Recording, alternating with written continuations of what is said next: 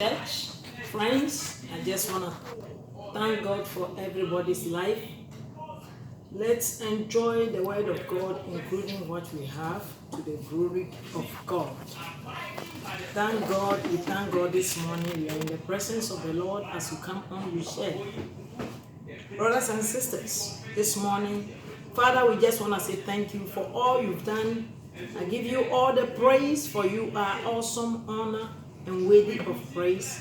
Thank you, Master Jesus. Thank you, Holy Spirit. Thank you, Jehovah Nissi. Thank you, Jehovah Jireh. Thank you, Jehovah Rapha. You alone is worthy of praise. We worship you, Lord, honor you, and glorify you.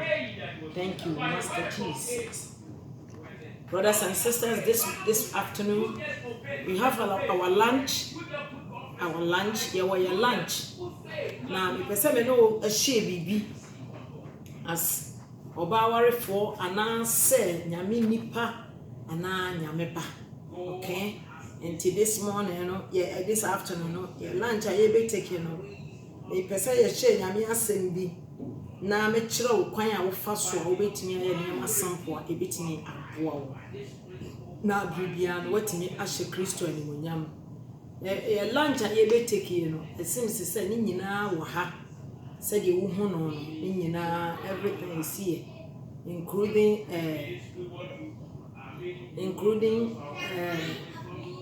Nyankopon achade a wode amayen, including shira awrade shira yen. Pese wo hu de onyame timi ye na wotimi bo ho ban ebra ye be take lunch na enya de bia unhu bi da ya de bi a sample, but me pese me bie wani e wo bibia onyame aye ho ne bo hu na abibia wo sum onyame yi menu ano upon sorry about your lunch. Okay, family ni wa lunch enso so ye ni bibia de nyame de ama ye ni age enu nti na me pese me ka life in the garden ho asem kakra de kire wo ye ni how do you call it, ye ni vegetables. Okay, nti your life in the garden source no bi sort ya say nti ya tibia ye de atoso saa de kakra we ya ye de toso yi e carry so many things e woniam ahudo bebre e wo mu a e so incredible. Life in the garden source no e di bi ato ye aduane no so ena ye wo life in the garden ye wo the powder eno nso so ye di bi kakra egu ye aduane so because ye ni bibia na awrade so de ode be ma ye bia ye ma ye nenye sort ase enti eno so ye de kakra apetepete ye aduane no so he said nutrients a woman no e chance we di vegetable and fruit ena nyame ncha de ye ni vegetable no ye ko kitchen ho de ye hu se moringa powder wo ho e green kama a chese unu ani a green ba enti afa ne se enne moringa powder e be ye vegetables. Okay, na we no so no sa vegetable we aye bidie no ahode ewo mu no e chen se ye be kokrom akoto broccoli ene niema aba betwitwa ne salad ne ade sa moringa powder yi ahode ewo mu no nutrients ewo mu no 44 nutrients na niema eye manipa body no enya asem ketewa nti ye ni vegetable no ye nye disturb ye nye worried ena ye di bi egu ye lunch yi so ye di bi egu ye lunch yi so nti ye di gu ye lunch no so no say na aye so atiase ne de life in the garden so aye den egu so ena ye wie ye no ye be chance na ye di ye no so ye de life in the garden ni bi aye tea so aye tea cocoa tea a chese obia ye bi the whole family obia ye bi asinenim nti ye bedi na ya enjoy na me kan awrade asem kakra bi e de a kire wa ansa na ya enjoy. Why do you boast in evil? E de nti na wo kire wo ho e wo bɔne mu. Mighty men, the goodness of God endure continually. Your thought devise deception like a ransom,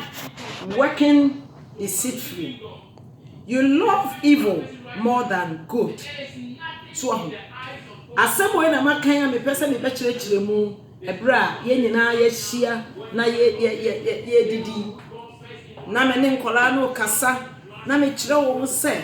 the thought of evil ekwan a enema ebem waye ene de betumi a kire wo abribia se ye hiem na ye di lunch na se ye didi na family ni nyina hia. We try to advise ourselves. We try to let the children know some things because on Sunday a china nkwala no be go school. Enti ye hia mu saa no a ye di moringa ne niam fry lunch ye die no. Ana me tu nkwala no fo. Ta le ntina wo dwene bone. Ana ntina obi di na toma susu bone. O ti mo say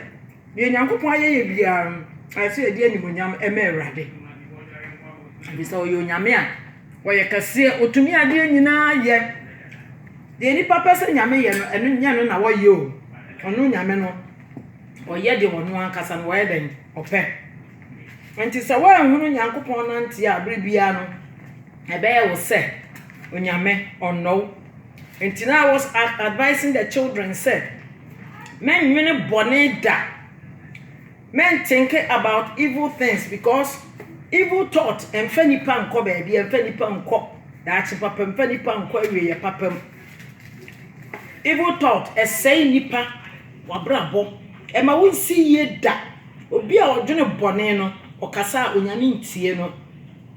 Enti abribia no me kasa kire about time say whenever we sit on our table to have our dinner, lunch, breakfast, we got to speak to the children and then bring hope in them. Say onyame oye no kwafo papa na ye hunu a ye de ho ato no so no wonye onyame a odada nipa oye onyame a oye no kure nyame. Enti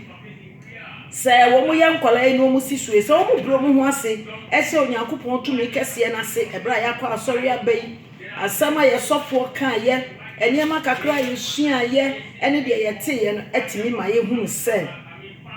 ese say ye nante onyankopon principle mu na nyankopon ti nanim eye den e de kire ye. So ye nante onyame principle na Awurade ti nani kire ye a brothers and sisters,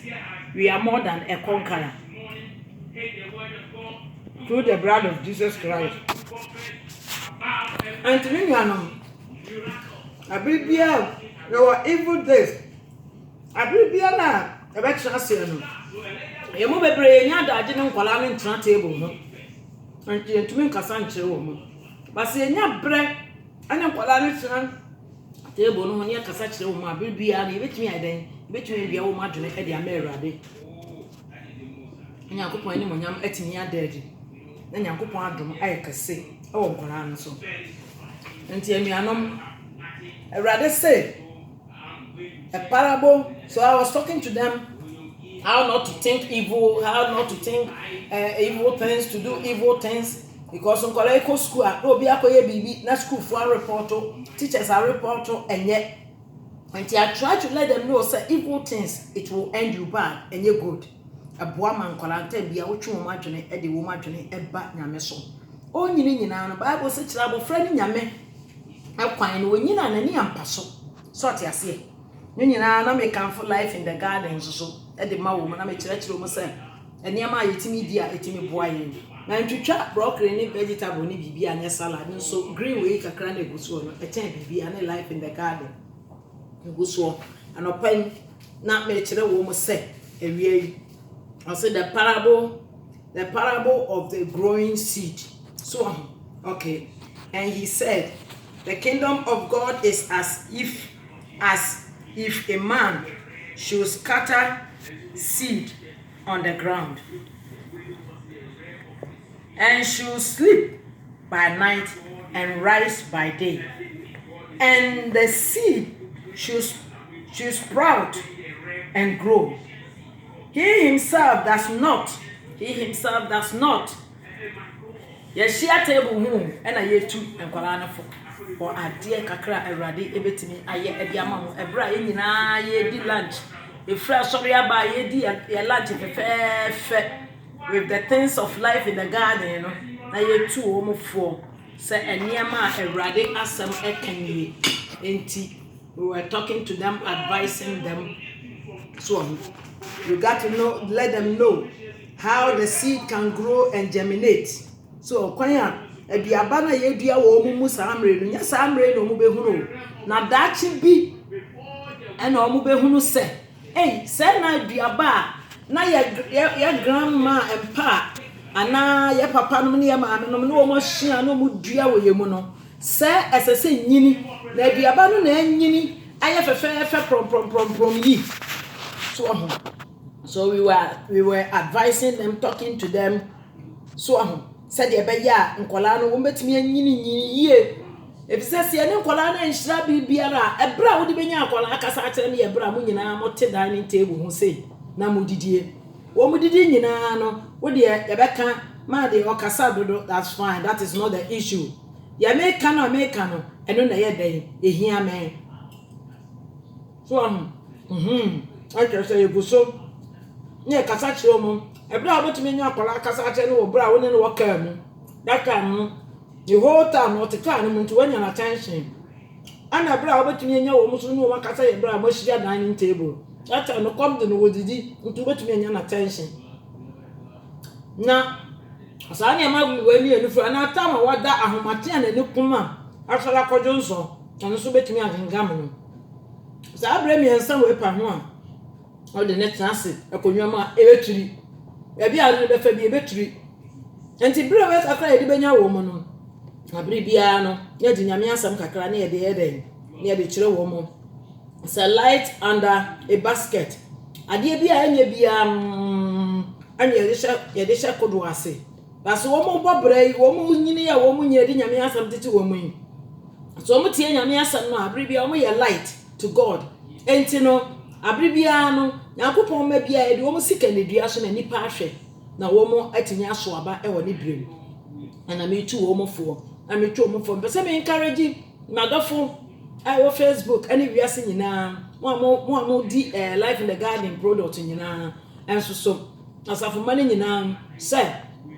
ehia pa se abribia ne nkola ne betan table hu ne betimi anya wo attention in fa wo ne ba bia wo fa table bi ese wo ne nkola ne nsia many would the uncle now must do with the uncle, but I be a home man, Colabia, nor the Aqualan dinner, Diana, nor the Acoche to Kurubimu.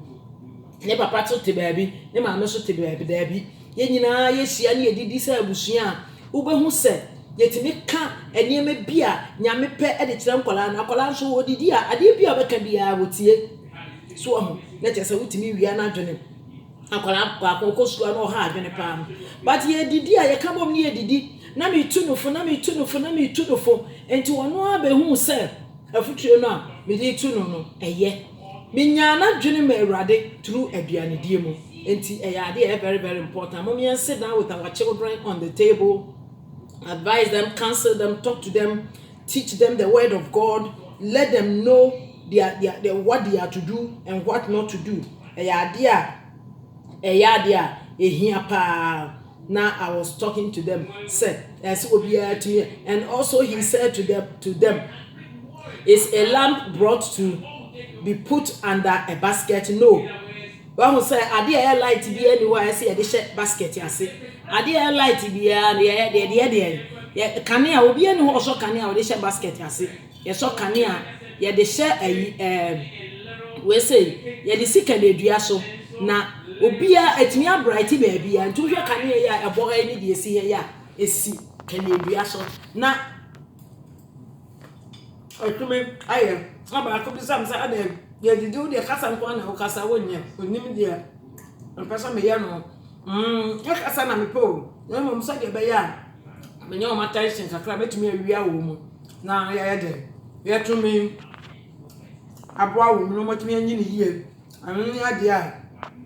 here, sort yourself. And so I was teaching them how to be light. So now what can Bible baby was saying it is not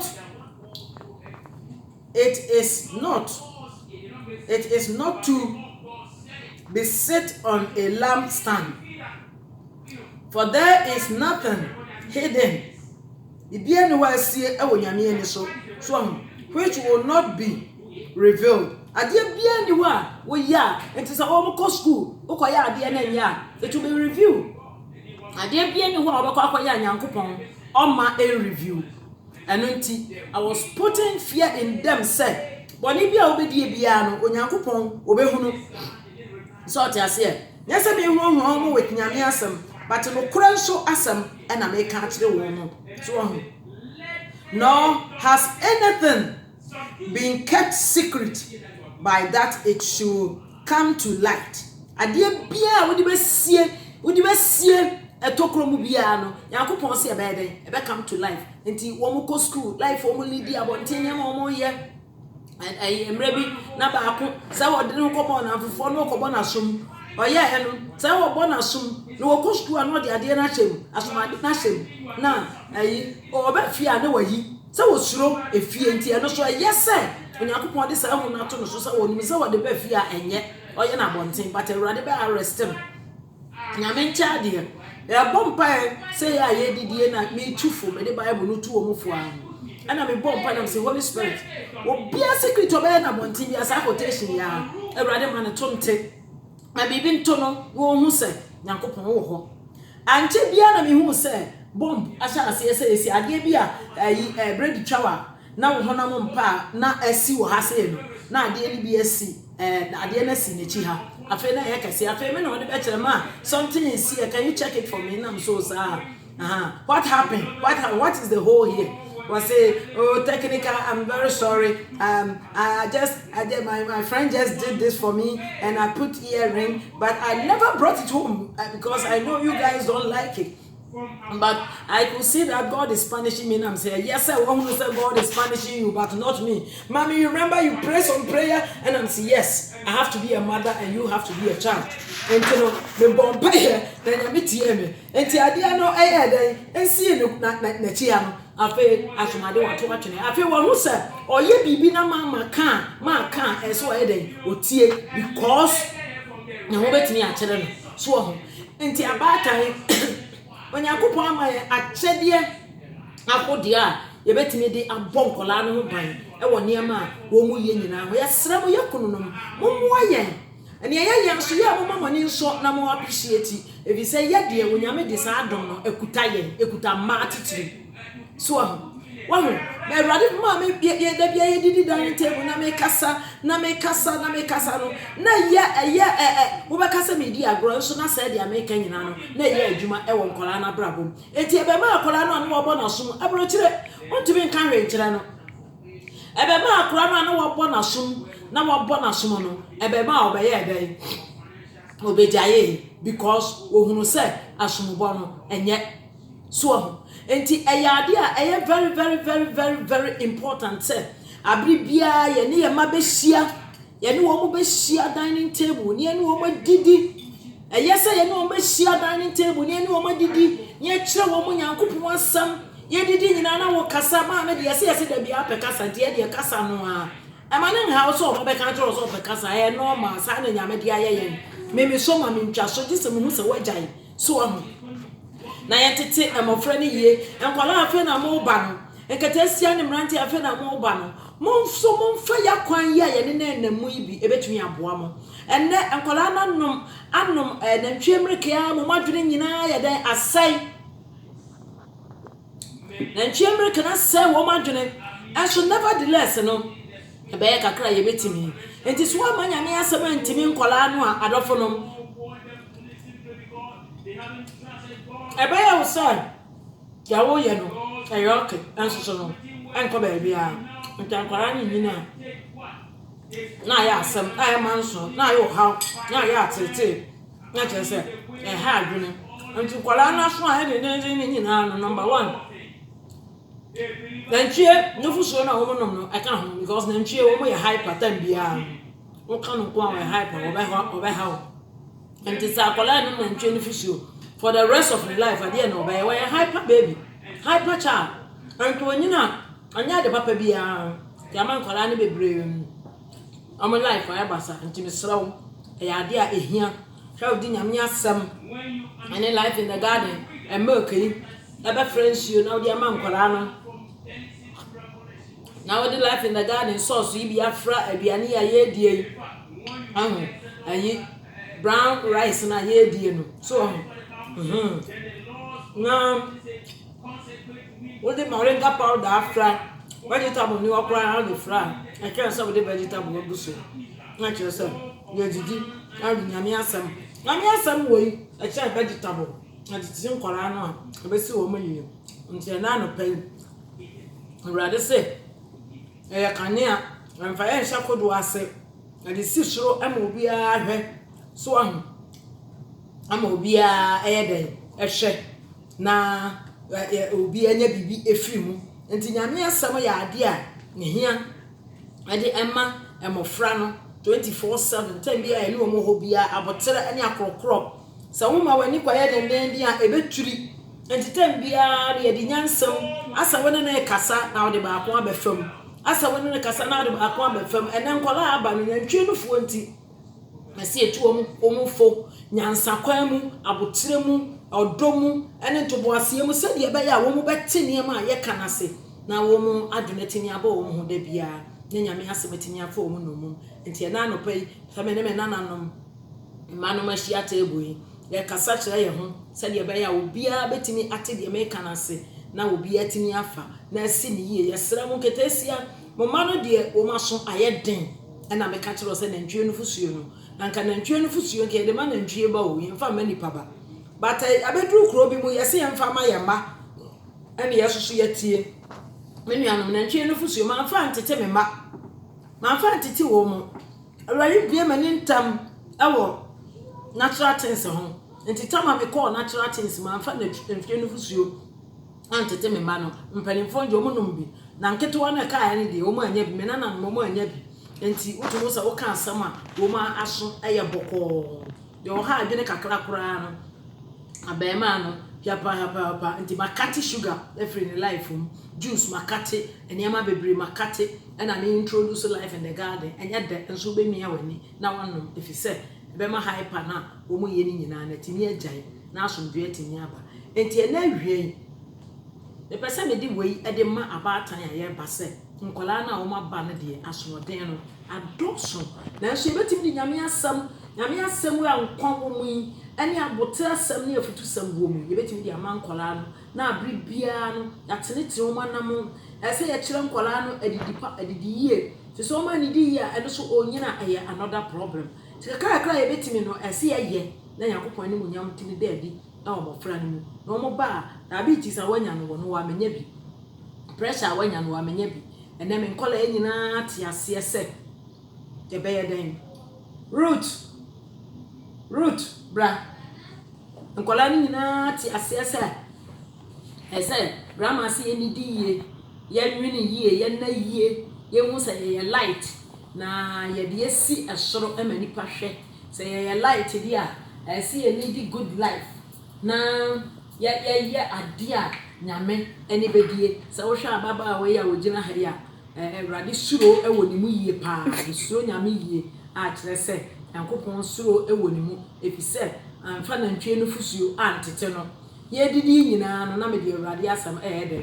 ma no enti nyame onhyira obed kam na onhye wani munyam na wo mmoa wo ma unyansa na wo so ntimi mfa ntete nkola no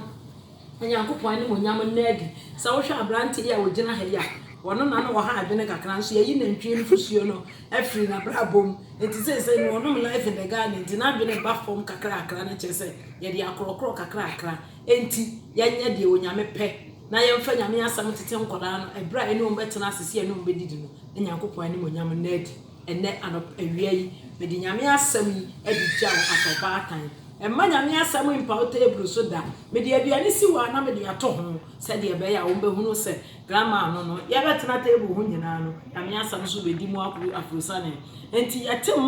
aduane ba ako a se yate nyame asam so ba ako eboa ye pa emma nyame ye kese ewo mofra na brabo akopon hyira wo saka de ya hyema obatan ketewa bi afa no wo ba no so mfa bi antete nkola no we na yenim Ewrade ka kire Joshua wasimi nyakopon masemi de e mane mfiri wano da mama semi ngo wano anopa awia ne anajo ebeboa pa se ekoso yesa nyame ani munyam ebe dead Yama ho kronkron ni anim na omwa ye yentimi ntete amofra no eyie wonyame kwan so efise ye japade a wonyame de ama ye nse antete ni yie ni anhwe wo mu ye a daachi awurade bebisa wo mokra afiri ye nchen ma ye ma wo mu nyira na emom no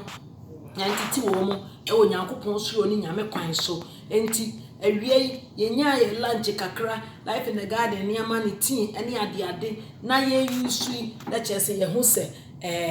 ye bobra no na ye bono na nyame ani monyam o dead e de nyame ase she we fama wunua bia oye obatan keto afi no wa oba ene wo mu nso afi na mo menyini na moma wo mu hunu se ope wo mpo mo ntwodo so aduane e wo dining table ye ba asara na mo fo no ye se na wo mu ya o de kasa kire wo mu ma na enim enti ye yanhia enti obia afa na aduane nko obeti no hye tokrom baabi no akodi obeti no de akohye enti ama nkwala na ye lazy oti aduane na de akohye ni dem odidi wi na de chance na hye ne mpaase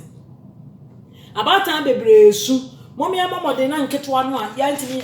apempanifo ye ntimi an control wo mo no de ye beja na saa na wo mo ye betimi an control wo mo no de moma ye momode na ye control wo mo e mo hu se ye di dem mama nkete se ni mrantie nyina hu se ye diane ye ni dem ye aduane o dining table so anti I can't dining table so dia ye nyina edidi tamba ye nyina sori tamba ye nyina enyame asem tamba ko owi arabon pa ni ade nyame asem so ati ase nkora no so mo ye kanea